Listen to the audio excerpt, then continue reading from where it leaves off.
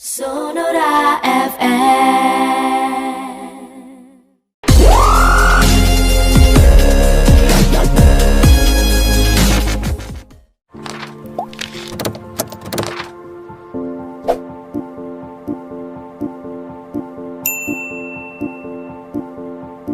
Sebelumnya bahwa pada periode-periode sebelum tahun 2008 misalkan ya cerita seperti itu, kemudian tahun 98 kita bisa menemukan kenyataan bahwa bagaimana Indonesia walaupun dengan kondisi yang berbeda ya, kemarin 2008 kita bicara tentang politik, tahun 2008 itu bicara tentang financial crisis, maka kalau sekarang kan ada krisisnya kesehatan gitu kan.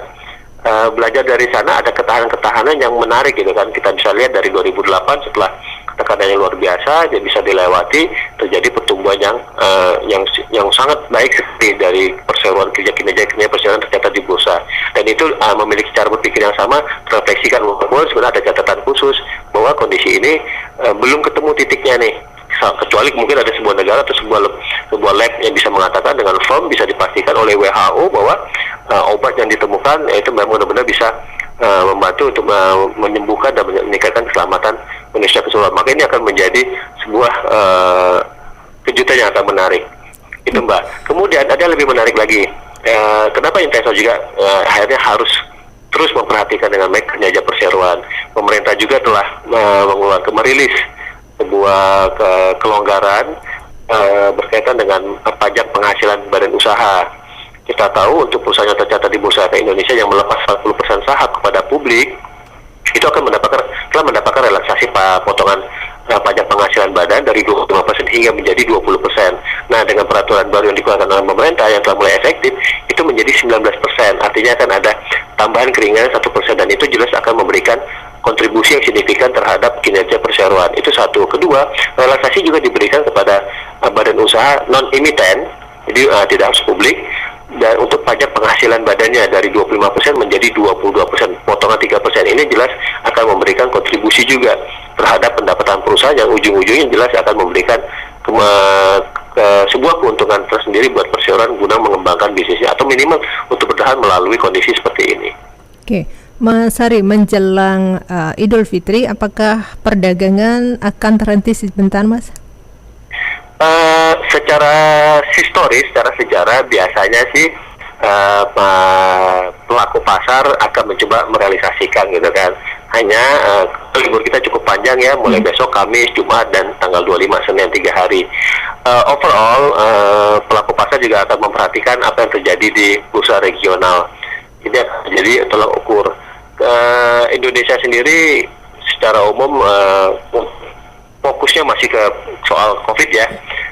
Pelaku pasar masih memperhatikan ke sana bagaimana tingkat pertumbuhan atau perlambatan penderita baru atau ODP baru atau pasien positif baru itu menjadi sebuah ukuran.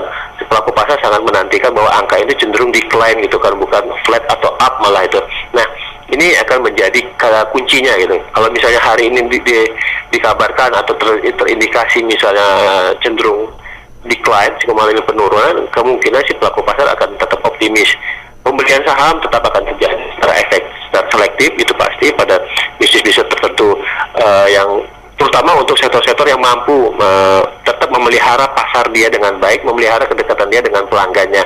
Itu akan menjadi fokus para investor untuk mempertahankan posisi mereka. Baik, Mas Hari, ini selama COVID-19, bagaimana dengan kegiatan edukasi pasar modal, Mas? Oke, edukasi tetap berjalan. Bursa Efek Indonesia melalui kantor-kantor perwakilan yang ada di seluruh Indonesia tetap berusaha untuk dekat dan memberikan informasi yang konsisten dan kontinu kepada masyarakat, terutama yang ingin tahu tentang pasar modal, bagaimana dan mengambil momentum kondisi saat ini sebagai langkah awal mereka untuk mengenal pasar modal. Hanya cara metode pendekatan untuk edukasinya pun bergeser menyesuaikan apa yang kondisi sekarang terjadi, yaitu kita menggunakan media sosial yang populer di kalangan masyarakat seperti Instagram. Kita banyak melakukan edukasi melalui IG Live gitu kan. Kemudian ada bikin kelas khusus dengan kelas yang tertutup tapi secara digital. Contoh kita menggunakan Microsoft Teams atau juga dengan menggunakan Webex. Itu adalah cara-cara kita untuk bisa selalu berhubungan dengan masyarakat untuk memberikan edukasi kepada masyarakat. Bahkan kelasnya malah nambah gitu. Kalau kemarin karena harus tatap muka justru sangat terbatas, sekarang kita bisa satu hari itu bisa berkali-kali gitu kan.